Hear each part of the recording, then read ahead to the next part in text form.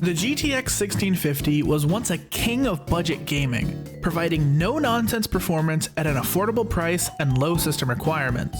Despite being replaced multiple times over by the RTX 3050 and now 5050, it still remains a popular budget card sitting comfortably in the top 5 on the Steam hardware survey as of August 2025. While this popularity is nothing to scoff at, the card is at least a half-decade old even using the newest revisions. This card is easily an enticing option for new system builders on a budget, but does it hold up in 2025? Comparing to today's budget options from Nvidia, the specs don't seem too bad. While the GTX 1650 has half the VRAM, less than half the cores, and 70% the TMUs as the modern RTX 5050, it has the same amount of ROPS and the same 128-bit bus width.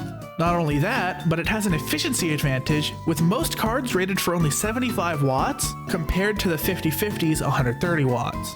While brand new, the 1650 cost $150, you can regularly find them on eBay for half that price or even less, which is a steal compared to the 5050's $250 MSRP. Everything seems to line up for the GTX 1650 to keep its budget gaming crown, but do the benchmarks support it? Each benchmark will be completed at 1080p with either medium or high settings. At the end, I'll show 3D Mark results and give a score based on the price to performance and efficiency. Each card I benchmark will use the same system, until I can eventually afford to upgrade it, which makes graphics cards the bottleneck in almost every scenario, with an AMD Ryzen 7 5800X and 64GB of fast DDR4 memory. With that out of the way, let's take a look at the benchmarks. Battlefield 6 is still a bit away, and I refuse to buy 2042, so our best bet to estimate the internet's most hyped game of the year is Battlefield 5. The 1650 is well within the minimum specs and it shows, pushing out a solid 90 FPS average and keeping above 60 FPS during 1% lows at 1080p medium. If you expect Battlefield 6 to perform the same, take these numbers with a big grain of salt, since the 1650 has been pushed below minimum specs by a considerable margin. Fortnite isn't the hardest game to run, and once again the 1650 crushes it. Even with the bump to DirectX 12, 1080p medium settings are easy to handle, hitting 90 FPS average and just below 60 FPS at the 1% lows. Not everybody is looking for the highest fidelity Fortnite gaming experience though, so I tested with performance rendering and competitive settings to show just how many frames we can force through. There's a good chance you'll want to put on a frame limiter to avoid screen tearing, as averages hit nearly 250 FPS and even 1% lows hit 120. If you're looking for a reliable, competitive experience, this may be the pick for you. To push the first-person shooter limits to the extreme, I ran Ready or Not, and to say this is exactly what I expected is an understatement. At 1080p medium settings, we're hitting averages of just 62 FPS and a 1% low of 46. As much as I don't advocate for any kind of upscaling, you'd be genuinely better off in this title using FSR quality. It doesn't degrade visuals too much while drastically increasing performance and bringing 1% above 70 FPS. It's not the best way to play Ready or Not, but it's not the worst experience you can have.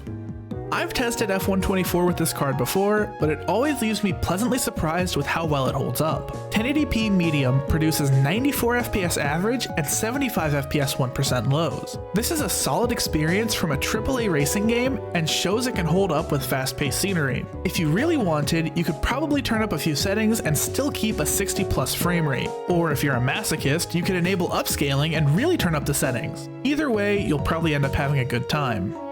Counter-Strike 2 is not known for being difficult to run. Any card will do, but the GTX 1650 is a good option.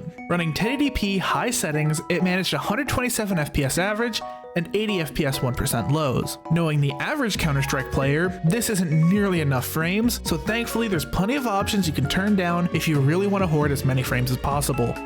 Finally, I took the 1650 through a spin on 3D Mark TimeSpy Extreme. While performance doesn't look the most impressive just from the footage, it ended up with a score of 1747 and between the two graphics tests averaged 10.68 FPS. Alright, that number doesn't sound impressive either, but it's very important. I'm going to use these numbers to give the GTX 1650 an overall grade along with the price I paid for the card and the power draw. I'll try to keep this explanation short and sweet, but here's how I do grading. I'm going to take the graphics score from 3D Mark and do some math to get frames per dollar and watt. The name is self-explanatory, so let's get to the numbers. I paid $75 for the card, so after crunching the numbers, we get a frames per dollar score of 23.29. This variant of the card is also rated for 90 watts, giving a frames per watt of 19.41. Adding these two together, we get a combined score of 42.7. As of right now, this score is basically meaningless as I haven't tested any other cards to rank against it. But everyone's gotta start somewhere, and my leaderboard for graphics card value has the GTX 1650 ranked number 1. After a few more cards, the leaderboard will become a lot clearer, especially once I can afford to get different classes of cards, but hopefully it's not too confusing yet.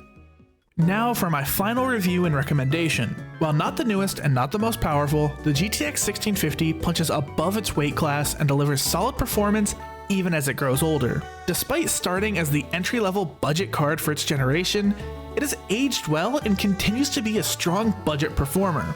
If you're on a tight budget, I give the GTX 1650 a firm recommendation, especially since you can find them for far cheaper than I did on sites like eBay. It's true if you have a higher budget, there are plenty of more powerful alternatives out there, but if you want a card that can get the job done and get you gaming at an affordable price, the GTX 1650 is the card for you. Thanks for watching my testing and review of the GTX 1650. I have more cards I'm planning to test and rank just like this one, but it'll be tough to take the value crown for themselves. If you have any recommendations for other budget cards or older flagships you'd want me to test, let me know in the comments. Don't forget to subscribe to see who can become the next value graphics champion.